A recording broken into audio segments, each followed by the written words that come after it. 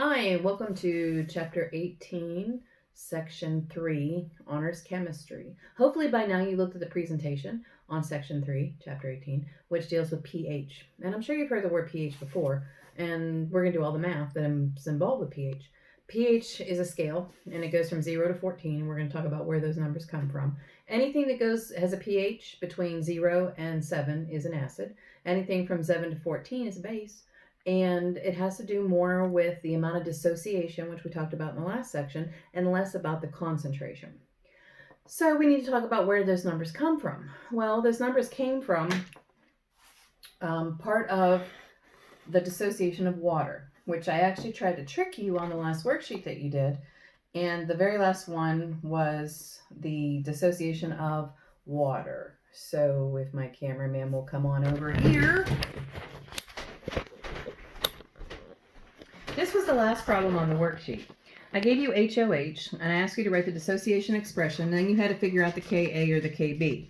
So to dissociate this, you've got a hydrogen ion and you have the hydroxide ion. There's just one of each, and that's why they balance back out to this. And then when you drew the Ka or Kb expression, you put the products, concentration of the products, divided by the concentration of the reactant, which is the HOH, and then the rest of the worksheet, you either figured out if it was an A or a B here as to whether it was an acid or a base.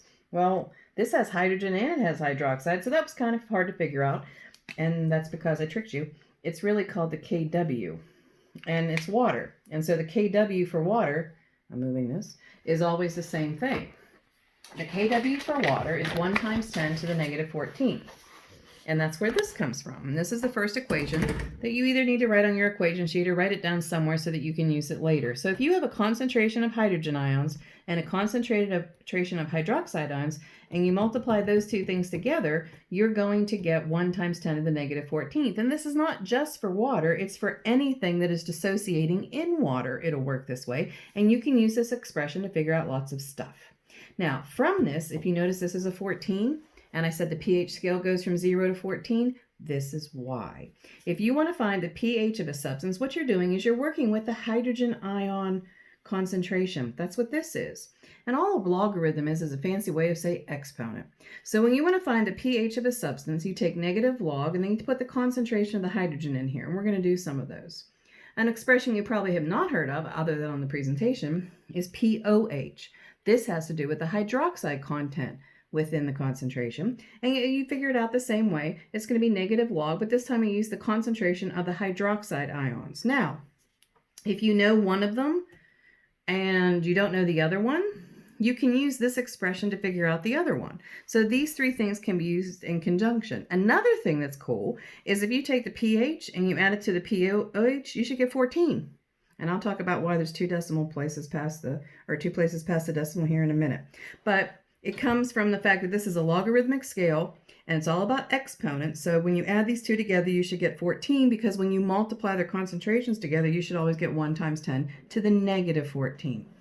Now, the other thing that we're also going to do is, what if you know the pH, or you know the pH, and you don't know the concentration? Well, then you do an analog. But we're chemistry, we're not math, so we don't have to use fancy words like analog. We can just say that we can get the concentration of the hydrogen ions if we take 10 to the negative pH. So if the pH is 7, we put a 7 in there, so the concentration of hydrogen ions is going to be 1 times 10 to the negative 7. It's just that easy. So now I'm going to use these equations, and I'm going to do some example problems, and we'll start with easier ones, and we'll work our way into more difficult ones. So let's say we have a solution, and we know that the hydrogen ion content, let me switch pens, is 1 times 10 to the negative second. That's the molarity. That's the number of moles per liter. And I want to know the pH, and I want to know the pOH. There's a lot of different ways I can use those equations that I just wrote down for you to figure this out. But the easiest way, let's figure out the pH. pH, by definition, is equal to negative log, and then you put the concentration of the hydrogen ions. Now, I could probably do this in my head, but let's say I can't, because this is an easy one. It's going to be 2. The log of 1 times 10 to the negative second, there's your exponent. It's going to be negative 2, and then there's a negative out here. It's going to be 2. But let's talk about our calculator. we have a log button somewhere. Here it is, log. See? Right there. If you have a graphing calculator like I have. If you don't, it'll still say log. And so what I'm going to do is I need to change the sign, negative, log. And then I'm going to put 1 times 10 to the negative second. I get 2. Ta-da! It's 2. See how I put that in? See how the expression went in? All right, so that's how I'm going to get the pH. So the pH is 2. There's no unit with that. It's just a 2. But this tells me a lot of things. First of all, it tells me that it's an acid because 0 to 7 on the pH scale is going to be an acid. 7 is neutral. 7 to 14 is going to be a base. So that's one thing. I also asked for pOH. Now I could go through all of this again and figure out the concentration of the hydroxide ions using the first expression that we talked about, but I'm not going to do that. I'm going to remember that pH plus pOH is equal to 14. Now notice the 2 decimal points. I said I was going to come back to that. For some reason, all rules for significant digits goes out the window when it comes to pH, and we always use 2 places past the decimal no matter what. So this answer up here, better answer is 2.00. Well, I know that, and if I want the pOH, I just subtract. So the pOH is 12. That's it. That's as hard as that gets. But that's with an easy exponent. Let's try it with a harder, weirder number.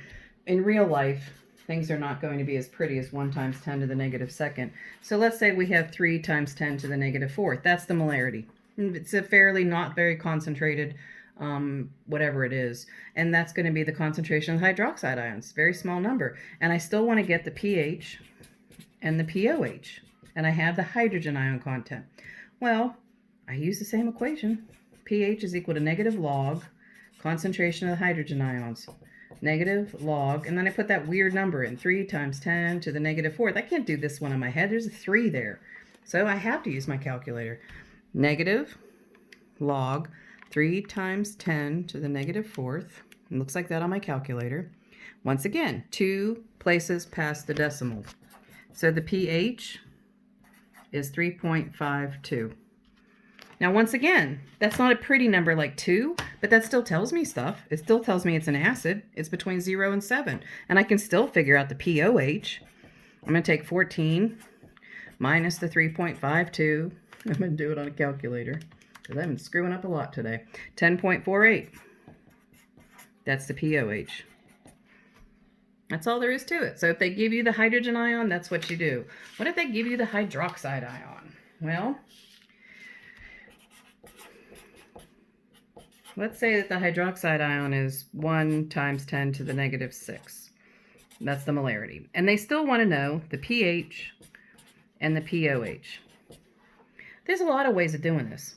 I could figure out the pOH first and subtract that from 14, just like I did the first problems, or I can figure out the hydrogen ion content, because hydrogen ion content times hydroxide content has to equal 1 times 10 to the negative 14th. That's the very first thing I had written on my equation sheet, because that comes from the dissociation equation. Well, now I know this, and I know that it has to multiply up to that.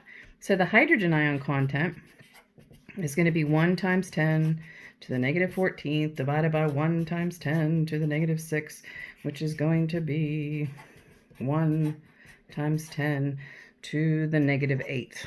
And I could just go from there. I could take this hydrogen ion content and I could put it in my pH equation. Or I can say pOH is equal to negative log the concentration of the hydroxide ions. That's what I'm going to do. So I can do the math. Negative log 1 times 10 to the negative 6. This one's easy. I can do it in my head again. So the pOH is 6. The log of 1 times 10 to the negative 6 is negative 6 times the negative gives me 6.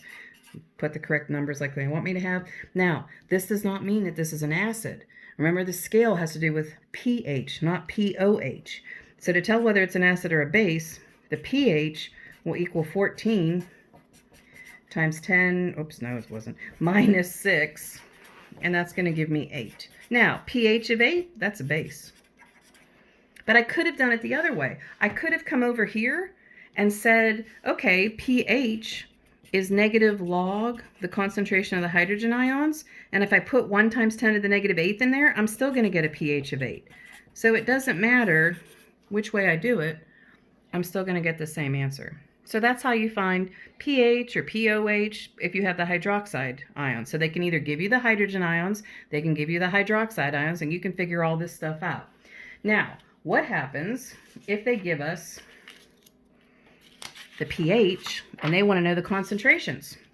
So let's say we have a pH, and let's make it a hard one, 7.4. Well, I mean, that tells me that it's sort of a base. It's a very weak, not weak, but it's not a very good base. 7.4 is not that big of a deal. And let's say I want to know the hydrogen ion content, and I want to know the hydroxide ion content. Well, I have the pH. Hydrogen concentration, according to one of the equations, is equal to 10 to the negative pH. So that's going to be 10 to the negative 7.4, which is so weird. We're not used to doing stuff like that in math, but it's still allowed. So I take my calculator. There's a lot of different ways of doing it. But I'm going to take 10, and then I'm going to use my caret key because that's going to raise it to the power. And I'm going to put in negative 7.4. And I'm going to get 3.98 times 10 to the negative 8. And that's the concentration. That's the concentration of the hydrogen ions. Now, lots of different ways I could do this. I have the pH. I could get the pOH because I could subtract this from 14. And then I could go back and do this again and say the hydroxide ion content is equal to negative pOH. Or I can remember hydrogen ion content times hydroxide ion content equals 1 times 10 to the negative 14th. I know this, and now I know the hydrogen ion content, so I can take 1 times 10 to the negative 14th and divide it by 3.98 times 10 to the negative 8th. 1 times 10 to the negative 14th, 1 times 10 to the negative 14th divided by 3.98 times 10 to the negative 8th. And I get 2.51 times 10 to the negative 7th. That's the concentration of the hydroxide ions. And that's like the hardest one I could possibly give you. And there will be a worksheet. I think the worksheet's due Monday, but check Schoology. I have everything on there. And this is the end of Chapter 18, Section 3.